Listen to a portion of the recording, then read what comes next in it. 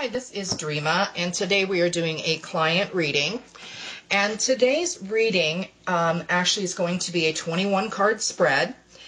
And my camera only records for about 10 minutes at a time, so this video may be in 2 or more parts just because of the size of the spread, okay? And like I said before, this is a client reading. I know who they are and they know who they are, but I won't be saying the name of the client in this reading, okay? Now, I've already shuffled the deck quite a bit before I turned the camera on, and today we're going to use the Hanson Roberts Tarot deck. And I'm going to go ahead and lay the cards out. And like I said, this is a very large spread. It's the 21 card Romany spread. And I'm going to try to get as many of these in to be sure I get them on camera. And once I get them all laid out, I'll explain each one of them to you, okay? Now, this client reading is going to be the 3 rows. There's going to be 3 rows of 7. The first will be the row about their past, the middle, the present, and the last row towards me will be the future, okay? Now, this spread actually is a spread that I've used quite often. It's fairly common, especially in my family. They've used it a lot. And I find it to be really good to get details and things like that. And the client had actually ordered a reading, but they weren't really clear on what spread that we were going to use. So I've actually decided that this one is probably the best one to get the answers that we need. So this will be the one that I'm going to use. Now I want to start with the top row. And like I said, this is the past. This will tell us about the client's past and kind of what's happened and what's going on and things like that. And I'm going to start with this row. Okay. Now, what we have over here is the Knight of Rods. Now, this is an interesting card because, to me, this is a very powerful card, okay? You know, as you can probably see, the Knight has on his armor and he seems to be ready for battle and things like that. So what that tells me is that, you know, in the past, the client's past, you know, there's something that has been, you know, going on within their life in the past that kind of, you know, they needed to be a strong person. That's what I'm getting.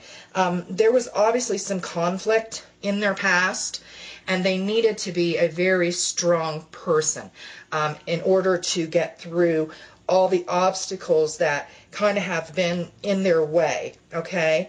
That's kind of what I'm getting from it, okay? Now let's move to the next one, which is the 2 of Swords.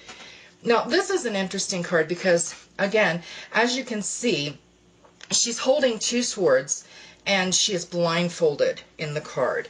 And, you know, what that tells me is that something in the past has went on that the client has almost felt as if they had something going on to prevent them from seeing things, whether that be emotional or literal. What I'm seeing is there's something preventing them. There's something blocking them being able to see exactly what is going on in their life. This could have been like I said, an emotional issue, a psychological issue, or even a some sort of physical problem that has went on in the past with them being able to see things. Almost like it's there, but they just can't quite see it. Okay. Next we have the 5 of Swords. Now, this card is interesting because, you know, as you can probably see, there is a man and he's holding swords and there's some kind of all around him. It's kind of a busy card, what I call a busy card. There's a lot going on. Now, this one tells me there's some swords that are laying on the ground in this, and he's carrying a couple of others in his hands, and he's holding one. So what this tells me is that there was something going on in the past where they felt there were things that they needed to possess, things they needed to hold on to. But there were so many of them that actually some kind of fell away. It may have been a relationship that kind of fell by the wayside in the past. something that they wanted desperately to hang on to. And I'm really feeling that this is a relationship. Now, I want to say that, the first 3 cards of this normally are what's in the recent past, okay?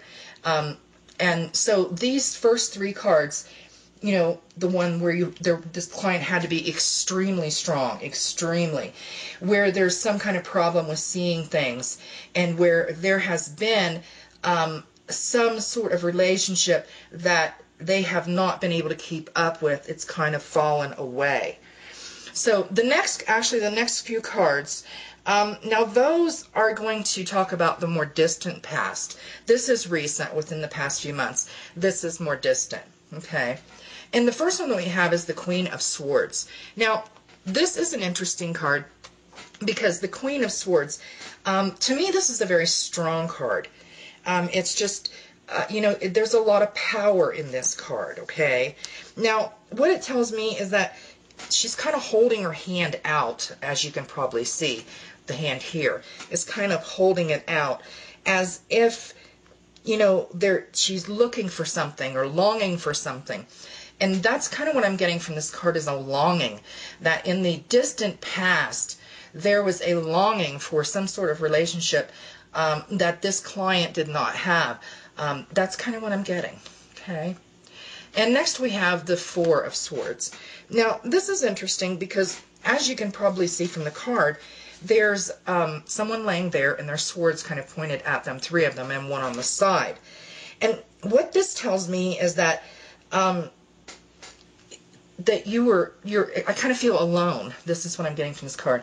Alone. As if you're laying there all alone, and you've actually, it looks like that people may come close, but not as close as you would like.